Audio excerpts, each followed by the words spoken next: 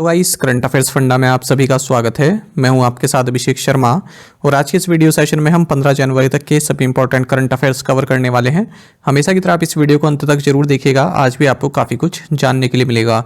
साथ ही गाइस इस सेशन को शुरू करने से पहले आप सभी को बताना चाहूँगा, यदि आप हमारी daily current affairs PDF, weekly PDF, monthly PDF और हर महीने के banking and economic awareness PDF चाहते हैं तो करंट अफेयर्स फंडा का 1 ईयर मेंबरशिप प्लान आप ज्वाइन कर सकते हैं, जिसका लिंक आपको वीडियो के डिस्क्रिप्शन में या फिर फर्स्ट कमेंट में मिल जाएगा।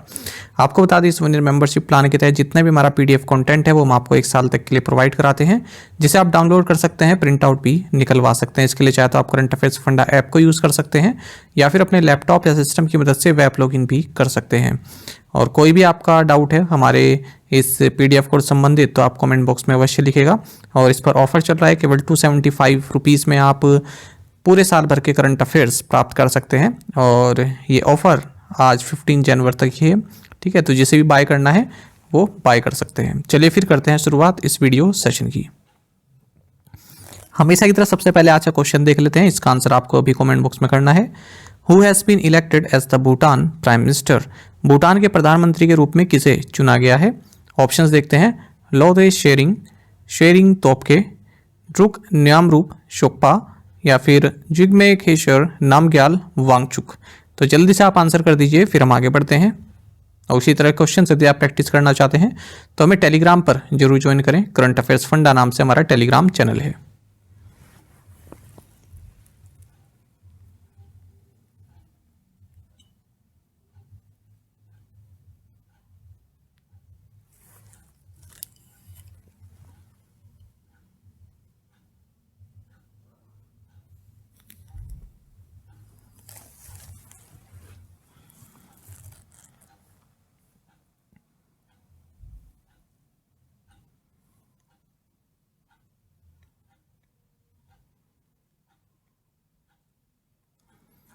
Name the Deputy Governor of the Reserve Bank of India who was given 1 year tenure extension.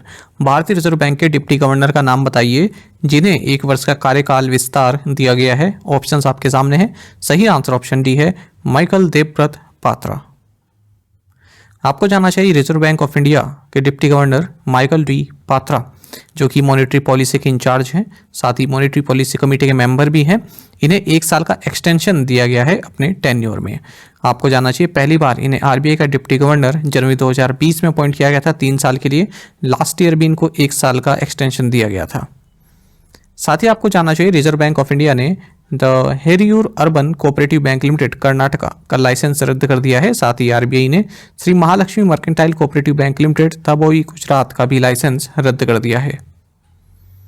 Which tiger reserve in Maharashtra has been designated as India's first dark sky park? Maharashtra में किस बाघ अभयारण्य को भारत के पहले dark sky park के रूप में नामित किया गया है? ऑप्शंस आपके सामने हैं। सही आंसर ऑप्शन ए है, पेंच टाइगर रिजर्व।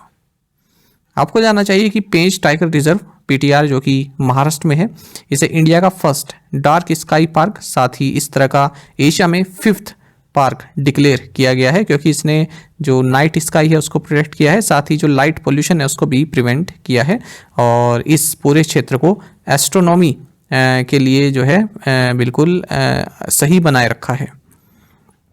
आपको जानना चाहिए जो international union for conservation of nature है IUCN, ये इस बात पर जोर देता है कि जो नेचुरल या कल्चरल या फिर हिस्टोरिकल प्लेसेस हैं या रिसोर्सेज हैं, वहाँ पर जो नेचुरल लाइट है केवल वही पर्याप्त रहे, जो आर्टिफिशियल लाइट होती है जैसे पोल की लाइट हो गई, ठीक है, इन सब से बच कर रहे ऐसा क्षेत्र। Dark and quiet skies for science and society working group, इसका नेतृत्व इंटरनेशनल एस्ट्रोनॉमिकल यूनियन करता है और यही रिकमेंड करता है कि इस तरह की जो डार्क स्काई ओसिस हैं ये बनाई जानी चाहिए नेशनल और लोकल गवर्नमेंट्स के द्वारा। आपको जानना चाहिए जो पेंच टाइगर रिजर्व है या फिर पेंच नेशनल पार्क, ये 2 राज्यों में फैला हुआ है, मध्य प्रदेश और महाराष्ट्र में। अच्छा, जो रुडयार्ड किपलिंग रहे हैं राइटर, इनकी बुक जंगल बुक और सेकंड जंगल बुक, ये इसी पेंच टाइगर रिजर्व का जो रीजन है इसी पर बेस्ड है। डार्क स्काई पार्क क्या होते हैं? देखिए, डार्क स्काई एक ऐसा प्रिजर्व एरिया होता है जहाँ पर जो आर्टिफिशियल लाइट पोल्यूशन है वो बहुत कम रहता है। आर्टिफिशियल लाइट समझ रहे हैं आप, केवल नेचुरल लाइट ही वहाँ पर आती है, यानी कि पोल वगैरह लगाए हुए हैं उनकी लाइट जो है पड़ रही है। तो इससे क्या होता है, जो एस्ट्रोनॉमी में जो है काफ़ी मदद मिलती है एस्ट्रोनॉमी को प्रमोट करने के लिए। जो इंडियन एस्ट्रोनॉमिकल ऑब्जर्वेटरी यानी कि IAO, ये हैनले में है ना, और इसको ऑपरेट करता है इंडियन इंस्टीट्यूट ऑफ एस्ट्रोफिजिक्स। ये इंडिया की फर्स्ट डार्क स्काई प्रिजर्व है, वेस्टर्न हिमालयाज में है 4500 मीटर के एलिवेशन पर, और ये one of the world's highest located site है for optical, infrared and gamma ray telescopes.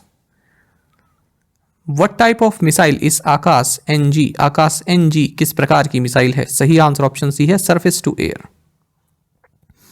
आपको जानना चाहिए कि defence research and development organisation यानी कि DRDO, इसने new generation Akash surface to air missile को सक्सेसफुली टेस्ट फायर किया है integrated test range Chandipur Orissa से। जो ये आकाश NG सिस्टम है, इसकी रेंज लगभग 80 किलोमीटर की है। ये state of the art missile system है और इंटरसेप्ट करता है high speed agile aerial threats को। इसे DRDO द्वारा डेवलप किया गया है और प्रोड्यूस किया है Bharat dynamics limited and Bharat electronics ने। In which country did cyclone Alvaro make landfall? चक्रवात एल्वारो से कौन सा देश प्रभावित हुआ? सही आंसर ऑप्शन डी रहेगा, मेडागास्कर। देखिए एल्वारो जो कि 2024 का पहला साइक्लोन है, ये हाल ही में मोरम्बे मेडागास्कर में जो है इसने काफ़ी तबाही मचाई है। मेडागास्कर के बारे में आपको जानना चाहिए, ये एक आइलैंड कंट्री है south eastern coast of Africa. ये वर्ल्ड की 4th लार्जेस्ट आइलैंड है ये, और 2nd लार्जेस्ट आइलैंड कंट्री है पूरे वर्ल्ड में। इसकी कैपिटल और लार्जेस्ट सिटी एंटेनानेरिवो है। Which city is set to host Indian navy's multinational exercise Milan 24? कौन सा शहर भारतीय नौसेना के बहुराष्ट्रीय अभ्यास मिलान 24 की मेजबानी करेगा?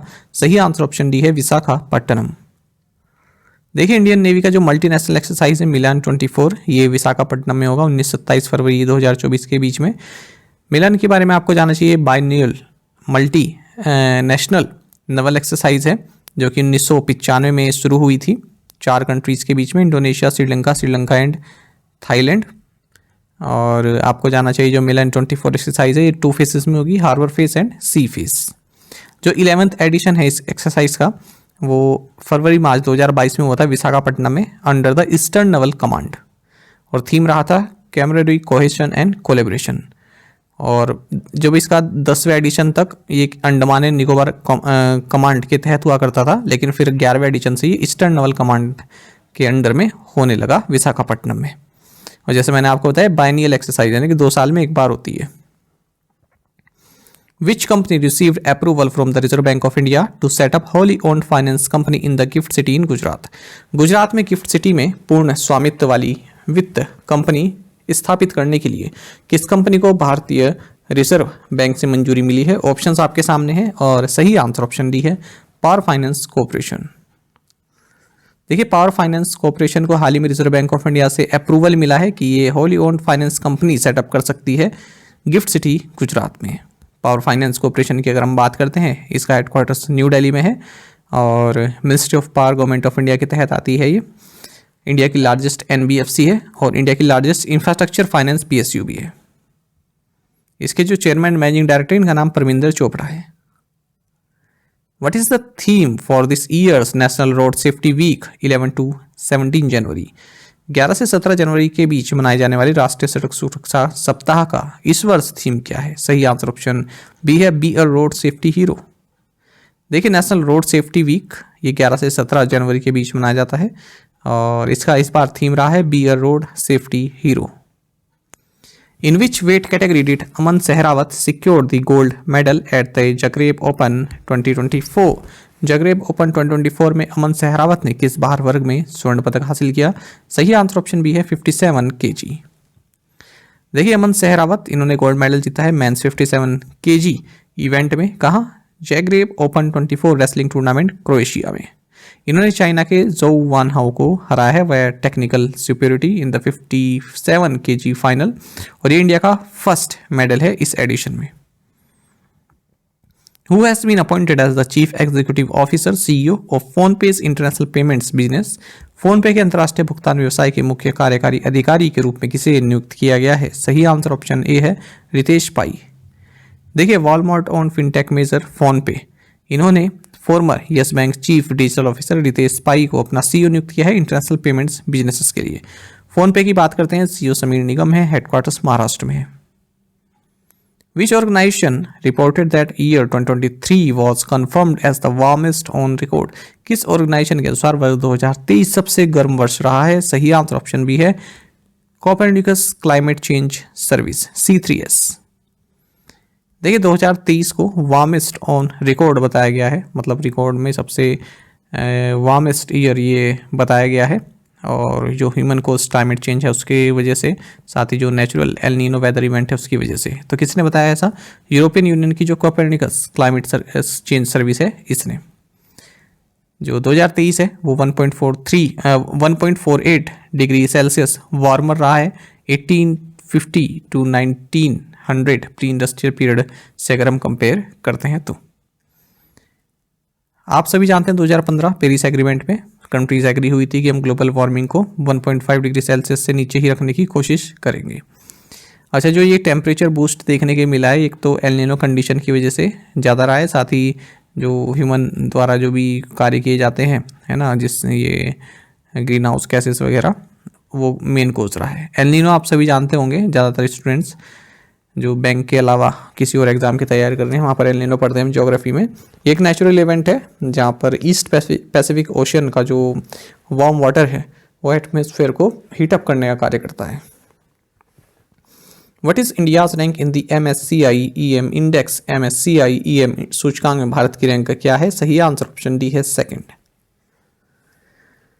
देखिए भारत ने ताइवान को पीछे छोड़कर वेटेज के मामले में MSCI इमर्जिंग मार्केट्स इंडेक्स में दूसरा स्थान हासिल किया है। पहले नंबर पर चाइना है। तो भारत का जो इसमें स्कोर रहा है 17.1% रहा है। और इसमें यही बताया गया है, ये नुआमा रिपोर्ट के अनुसार नुआमा द्वारा ये रिपोर्ट दी गई है। इसमें इन्होंने ये भी कहा है कि 2024 तक भारत 20% वेटेज को जो है क्रॉस कर जाएगा। अभी कितना है? 17.1%। In which Indian state was the Malkangiri airport recently inaugurated? हाल ही में किस भारतीय राज्य में मलकानगिरी हवाई अड्डे का उद्घाटन किया गया? सही आंसर ऑप्शन ए है उड़ीसा। देखिए उड़ीसा के चीफ मिनिस्टर नवीन पटनायक ने मलकानगिरी एयरपोर्ट को इनोग्रेट किया है। इसी के साथ जो नंबर ऑफ ऑपरेशनल एयरपोर्ट्स हैं स्टेट में वो 7 पहुंच चुके हैं। इससे पहले और कौन कौन से हैं? भुवनेश्वर है, झारसुगुड़ा है, जयपुर है, उत्केला है, राउरकेला है और रंगेलुंडा है। विच IIT will start it's campus in candy Sri Lanka? कौन सा IIT श्रीलंका के कैंडी में अपना परिसर शुरू करेगा? सही answer option B IIT Madras. आपको जाना चाहिए श्रीलंका के जो एजुकेशन मिनिस्टर हैं डॉक्टर सुशील प्रेमजयंता, इन्होंने इन्फॉर्म किया है कि IIT मद्रास का नया कैंपस श्रीलंका के कैंडी में जल्द ही शुरू होगा। इससे पहले हमने देखा कि IIT मद्रास का कैंपस जानजिबार में जो है ओपन हो चुका है लास्ट ईयर नवंबर में, और IIT दिल्ली भी आबू धाबी में अपना कैंपस ओपन करने वाला है। Which company has signed a 4-year media rights deal with the International Hockey Federation covering the period 2023-2027? किस कंपनी ने 2023 से 27 की अवधि के लिए अंतर्राष्ट्रीय हॉकी महासंघ के साथ 4 साल के मीडिया अधिकार समझौते पर हस्ताक्षर किए हैं? ऑप्शंस आपके सामने हैं। सही आंसर ऑप्शन सी है वाईकॉम 18। देखिए इंटरनेशनल हॉकी फेडरेशन ने एक major media rights agreement sign किया है वाईकॉम 18 के साथ। ये एग्रीमेंट जो है 4 साल के लिए है, 2023 से 27 तक के लिए। सभी FIH इवेंट्स कवर करेगा Viacom 18 except FIH nations cup. तो ये सभी कप्स हैं जो ये कवर करेगा, ये आपके लिए महत्वपूर्ण नहीं है, केवल इतना याद रखिएगा। Which company introduce the Drishti 10 Starliner unmanned aerial vehicle UAV for the Indian navy? किस कंपनी ने भारतीय नौसेना के लिए दृष्टि 10 स्टारलाइनर मानव रहित हवाई वाहन UAV पेश किया है? ऑप्शंस आपके सामने है। सही आंसर ऑप्शन भी है अडानी डिफेंस एंड एरोस्पेस। देखिए अडानी डिफेंस एंड एरोस्पेस, इन्होंने Drishti 10 Starliner unmanned aerial vehicle UAV इसे इंट्रोड्यूस किया है इंडियन नेवी के लिए, और ये हमारे देश में ही मैन्युफैक्चर हुआ है। ये cutting edge intelligence surveillance and reconnaissance platform को जो है रिप्रेजेंट करता है। आपको बता दें ये जो है एल्बिट्स हर्मिस 900 मेल यानी कि medium altitude long range platform पर आधारित है, मतलब उसी का ये एक संस्करण है। और 36 आवर एंड्योरेंस पेलोड कैपेसिटी इसकी 450 kg की है, और हर एक वेदर में ये कार्य कर सकता है।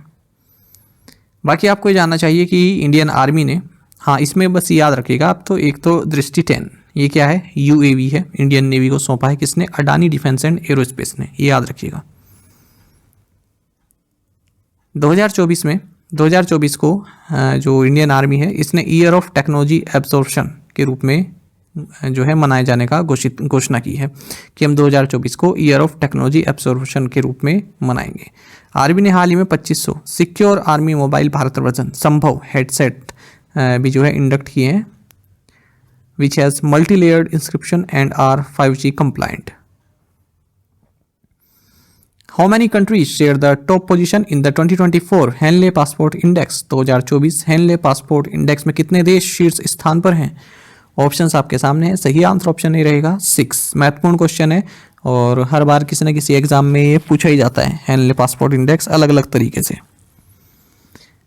आपको जानना चाहिए जो 2024 हेनले पासपोर्ट इंडेक्स है इसमें 6 कंट्रीज ऐसी हैं जो टॉप पोजीशन पर यानी कि नंबर 1 पोजीशन पर हैं और सबसे ज़्यादा डेस्टिनेशंस के लिए वीज़ा फ्री एक्सेस प्रोवाइड करती हैं अपनी कंट्री में।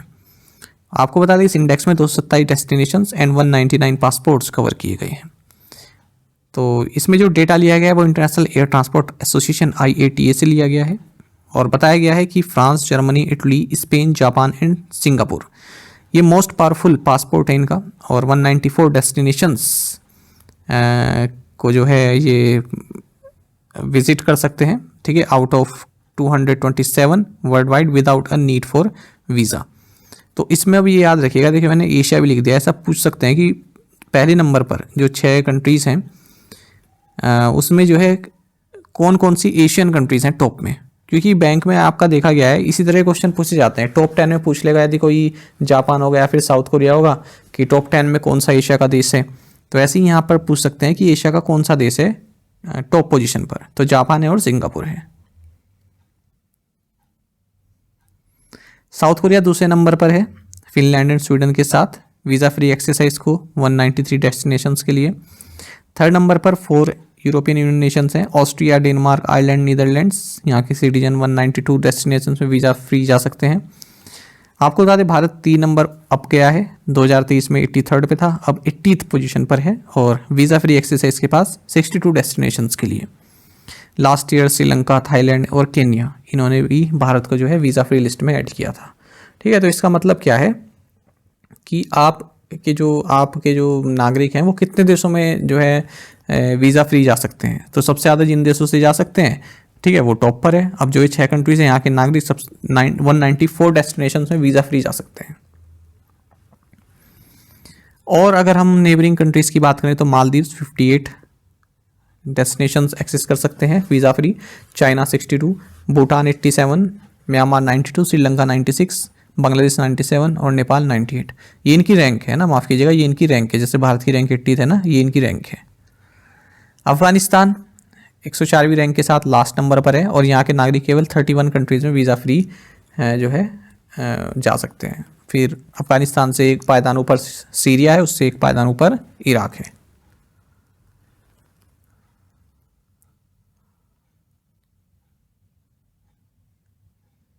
नहीं, अफगानिस्तान के लोग 28 में जा सकते हैं, है ना, केवल 28 में। फिर 29 में जा सकते हैं सीरिया के लोग और इराक के जा सकते हैं 31 में, इस तरह से। तो यहाँ पर आप टॉप 10 देख सकते हैं। अब शुरुआत में देखिए France, Germany, Italy, Japan, Sri Lanka, Singapore, ये याद रखिएगा, जापान, सिंगापुर। दूसरे नंबर फिर एक और एशियन कंट्री है south Korea. Previous assignment questions के आंसर देखते हैं। Where is 30 metre telescope located? Mauna Kea, जो कि हवाई आइलैंड पर है। Which country won the right to host the expo 2030 world fair? Riyadh, Saudi Arabia. Which country's batsman Henrik Klaasen has announced his retirement from Test cricket? South Africa. The President of India, Draupadi Murmu, creates the Boita Bandhana ceremony at which place? Paradeep. Which country has become the first country to accord diplomatic status to a Taliban-nominated official Bilal Karimi as Afghanistan's ambassador? Answer is China. आप में से कई estimates ने बिल्कुल सही answer किया, इसी तरह से आप पार्टिसिपेट करते रहें। चलिए आज के असाइनमेंट क्वेश्चन देखते हैं। Indore and which city are jointly declared the cleanest cities of India? The Indian government signed the Uthuru Thila Falhu deal with which country in 2021? Who is Maharashtra Assembly Speaker who ruled that CM Eknath Shinde's faction was the real Shiv Sena? Which central force has taken over the security of the newly inaugurated Maharshi Valmiki International Airport in Ayodhya? With Bangladesh PM Sheikh Hasina winning elections another time, how many times she has been in power, including the current regime? तो इन पांचों questions के answer आपको comment box में करने हैं। यदि एक question का आंसर भी आता है तो भी आप हमें कमेंट बॉक्स में अवश्य ही बताइएगा। ज़्यादा से ज़्यादा संख्या में पार्टिसिपेट करने की कोशिश किया कीजिए। साथ ही करंट अफेयर्स फंडा को आप टेलीग्राम पर भी ज्वाइन कर सकते हैं। यहाँ पर रेगुलर वीडियो अपडेट्स और करंट क्विज जैसे हम आप सभी के लिए डालते रहते हैं। साथ ही डिस्कशन ग्रुप में आप किसी भी क्वेश्चन का सोल्यूशन पा सकते हैं। दोस्तों, हमारे करंट अफेयर्स की प्लेलिस्ट दी गई है, इसको आप जरूर देखें। अपने दोस्तों के साथ, फेलो एस्पिरेंट साथ हमारे करंट अफेयर्स को आप शेयर जरूर करें। आज का ये सेशन आपको कैसा लगा आप कमेंट बॉक्स में अवश्य बताइएगा। Thank you guys.